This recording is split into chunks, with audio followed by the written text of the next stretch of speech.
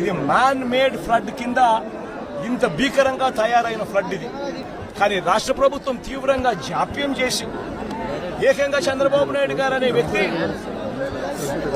తాను ప్రజలను పట్టించుకోవాల్సిన ఆవశ్యకతను పూర్తిగా మర్చిపోయి రెడ్ బుక్ పాలనతో పరిపాలన సాగిస్తూ కక్ష సాధింపుల మీదనే ధ్యాస పెడతా ఉన్నాడు తప్ప గవర్నెన్స్ మీద ఏం చెయ్యాలి అన్న దాని మీద ధ్యాస లేకనే ఇది మ్యాన్ మేడ్ ఫ్లడ్ కింద ఇంత భీకరంగా తయారైన ఫ్లడ్ ఇది. దీనికి గన 30వ తారీఖు నుంచే పర్ఫెక్ట్ ప్లానింగ్ గన చేసిందంటే మనకు బుధవారం నాడు అలర్ట్ వచ్చినప్పుడే తుఫాన్ రాబోతా ఉంది అని చెప్పి అలర్ట్ వచ్చినప్పుడే మనం కానీ ప్లానింగ్ చేసి ఉంటే తుంగభద్ర నుంచి వచ్చే నీళ్లు శ్రీశైలం నాగార్జున సాగర్లో ఆగి ఉండేటివి. పులిచింతల్లో మూసీ నది నుంచి వచ్చే నీళ్లు ఆపుకొని ఉండవచ్చు. తర్వాత ఉపనదుల నుంచి వచ్చే నీళ్లు ఏదైతే ఉందో ఆ ఉపనదుల నుంచి వచ్చే నీళ్లు పారినా కూడా ఇంత తీవ్రమైన డ్యామేజ్ ఎక్కడా కూడా ఉండే పరిస్థితి కూడా ఎక్కడా ఉండదు. బుడమేరు అనేది బుడమేరు నుంచి వరదలు వస్తా ఉన్నాయని తెలుసు. బుడమేరు నుంచి వస్తా ఉన్న వరదలను కూడా ఇక్కడనే పంపించే కార్యక్రమం చేశారు. శనివారం రాత్రి ఒక అలర్ట్ లేకుండా ఒక సిగ్నల్ లేకుండా నీళ్లు బుడమేరు నుంచి గేట్లు ఎత్తేశారు. ఇది లేనిపోని రచ్చ చేసి ఈ పేర్లు ఎందుకు లేని పేర్లు ఎత్తడం కూడా అనవసరం. ఏదో ఇది ఎంత హాస్యాస్పదం అంటే ప్రభుత్వం సృష్టించిందట ఈ వరదకి. అంతకంటే హాస్యాస్పదం అంటే అదే ఏం మాట్లాడాలి మాకు తెలియదు. మనకు తెలుసు వాళ్ళ గురించి ఏం మాట్లాడాలో ఏం మాట్లాడకూడదు. అది దీంట్లో సాయం అందించిన చాలా మంది ఉన్నారు. అక్షయ్ వాడు ఉన్నారు.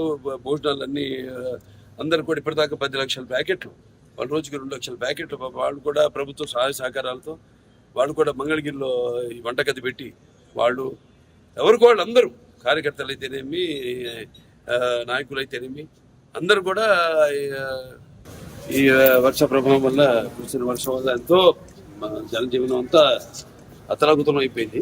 ఇక్కడ ఈ ప్రాంతం అంతా కూడా విజయవాడ అటు గుంటూరు. సో మనం కూడా చెప్పడం జరిగింది 50 సంవత్సరాలు పూర్తి చేసుకున్న సందర్భంలో ఇట్లా నాన్నగారి నుంచి కూడా ఎలా ఆయన ఎప్పుడు ఎటువంటి విపత్కర పరిస్థితి వచ్చినా రాష్ట్రాలకి అంటే ఇప్పుడు ఆంధ్ర తెలంగాణ కాబట్టి ఏ రాష్ట్రమైనా ప్రాంతాలు వేరైనా మన అంతరంగాలు ఒకటేనన్నా యాసలు వేరుగా ఉన్నా మన భాష తెలుగు భాష అలా అన్నింటినీ కలిపారు ఎన్టీ రామారావు. ఓ ప్రాంతానికి ఆపత్తి వస్తే ఇంకో ప్రాంతం వాడిని దాంట్లో భాగస్వాములు చేయడం. అదే ఇదంతా అంతా ఒకటే ఒక ఉమ్మడి కుటుంబం, వసుదైక కుటుంబం, అంతా అన్నదమ్ములం అన్న అందరిని ప్రభావితం చేసి వాళ్ళని అందరినీ ఆదుకునేలా. అలాగే మేము కళాకారులు ఆయన్నే ఆదర్శంగా తీసుకుని అప్పటి నుంచి అంటే నేషనల్ డిఫెన్స్ ఫండ్ కానివ్వండి, లేకపోతే మన ఉప్పెన కానివ్వండి దివిసీమలో, లేకపోతే మన వేరే రాయలసీమ క్షామ నివారణ కోసం అయితేనేమి ఆయన అప్పుడు జోలి బట్టి మిగతా ప్రాంతాలన్నీ తిరిగి ఆయన అడుక్కోవడం జరిగింది డబ్బు. అలా అందరిలో కూడా మన తెలుగు వాళ్ళకి ఒక ప్రత్యేకత, అందరినీ ఒక ఎటువంటి మనకు భేదాలు ఉన్నా అవన్నీ కూడా అంటే మేము ఉంటాం యూనిటీ డైవర్సిటీ. అంటే పార్టీలకి కానీ ఎటువంటి కులాలకు కానీ ఎటువంటి లేకుండా అందరూ వాళ్ళ సోదరులకి, వాళ్ళ పక్కింటి వాడికి, వాళ్ళ బంధువులకి జరిగిన నష్టంలా భావించి ఎప్పుడు ఎల్లప్పుడూ. అలాగే చంద్రబాబు నాయుడు గారు, మా కళాకారులు అందరూ స్పందించారు. కూడా సిద్ధు జొన్నలగడ్డ గారు అయితేనేమి, లేకపోతే విశ్వసేన్ గారు అయితేనేమి, అలా చాలా మంది అన్నట్టు ఎవరికి వాళ్ళు షూటింగ్లో వాళ్ళ పనులు ఉంటారు. ఇప్పుడు మాకు ఖాళీ దొరికింది కాబట్టి ఒక్కరోజు వచ్చేసి, ఎందుకంటే ఇప్పుడు అనౌన్స్ చేసి చాలా రోజులైంది, వచ్చేసి మా సహాయార్థం ప్రజలకి ఇక్కడ బాధితులకి ఈ యొక్క సీఎం రిలీఫ్ ఫండ్కి ఏదైతే వచ్చింది మేము అనౌన్స్ చేసామో అది ఇవ్వడానికి వచ్చాం. అలాగే చాలా మంది కూడా ప్రభావితులయ్యి వాళ్ళు అనౌన్స్ చేయడం జరిగింది. వాళ్ళు తిరిగి సమయంలో వాళ్ళు వచ్చి తప్పకుండా వాళ్ళు ఇచ్చి పెడతారు. Please do subscribe to Telugu Rajyam channel. Please do subscribe to Telugu Rajyam channel. Please do subscribe to Telugu Rajyam channel. Hi అండి, నేను మీ ఆర్పీని, నెల్లూరు పెద్దారెడ్డి చేపల పులుసు ఓనర్ని.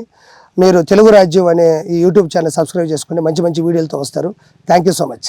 Hi people, I'm Sonakshi Verma and you please watch Telugu Rajam and please subscribe to the channel.